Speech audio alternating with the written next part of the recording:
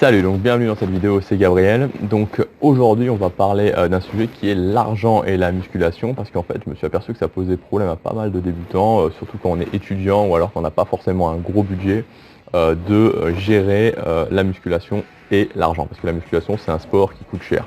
Aujourd'hui on va voir deux points qui vont vous permettre vraiment de faire des économies et qui vont vous permettre de savoir un petit peu comment mieux gérer votre budget. Alors, donc la première chose, c'est tout simplement ce qui concerne la salle de musculation ou le matériel. Donc moi, ça fait un petit moment que j'habite en Belgique maintenant, que j'ai déménagé en Belgique, donc je ne sais pas comment ça se passe en France. Mais en tout cas, en Belgique, on a une chaîne de salles de sport qui vient des Pays-Bas, ça s'appelle Basic Fit, et ça permet de s'entraîner, le coût de la salle par mois, le coût de l'abonnement, c'est 20 €, donc 19,90 € pour être exact. Donc c'est assez peu cher et vous allez vraiment pouvoir avoir accès à un bon matériel. Très honnêtement, le matériel est vraiment sympa et voilà, il y a des salles où vous allez payer 30, 40, 50 € par mois et il y a beaucoup moins de matériel. Donc si vous êtes en Belgique, vous pouvez par exemple vous orienter vers ce type de salle. Et je suis certain que voilà, en France, il y a forcément des salles de ce genre-là où le matériel est vraiment correct et évidemment il n'y a pas énormément de services, mais le matériel, c'est ça qui est le plus important, est vraiment correct et vous allez pouvoir vous entraîner pour pas trop cher. Et 20 € par mois, je pense que tout le monde peut économiser 20 € par mois pour aller s'entraîner en salle. Maintenant, si vous n'avez pas de salle à côté de chez vous, là ça va plus être, vous allez plus devoir vous équiper en matériel. Donc moi je vous conseille clairement d'aller chez Decathlon. Voilà, pour 200 à 250 €, vous allez pouvoir être bien équipé.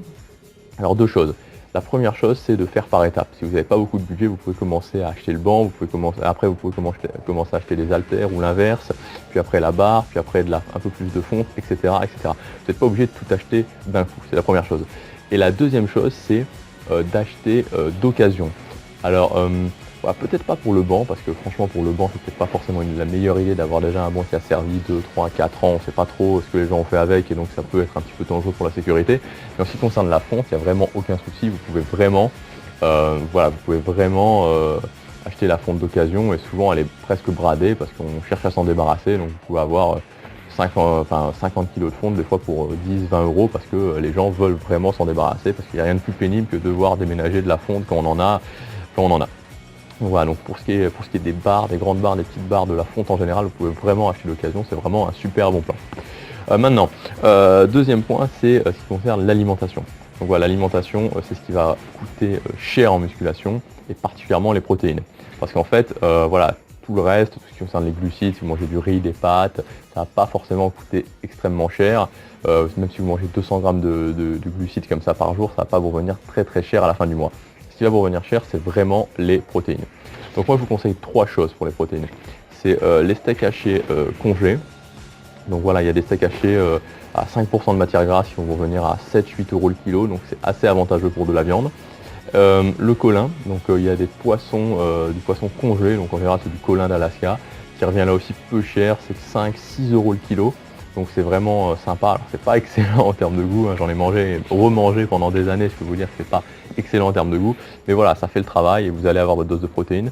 Et enfin, il y a les protéines en poudre, parce qu'en général, les protéines en poudre, ça revient quand même moins cher que la nourriture solide, et ça peut être assez pratique. Moi personnellement, j'utilise la whey de Cytec Nutrition. C'est pas forcément la meilleure marché, mais de toute manière, le truc c'est que j'avais déjà essayé avant, il y a quelques années, de prendre de la caséine ou de la whey vraiment pas chère, et quand vous faites ça, c'est immangeable. C'est imbuvable, franchement, même moi qui n'ai pas un goût spécialement difficile, j'arrivais pas à la boire tellement c'était mauvais. Donc voilà, je vous conseille, je ne suis pas sponsorisé, mais Cytec Nutrition fait des bons produits.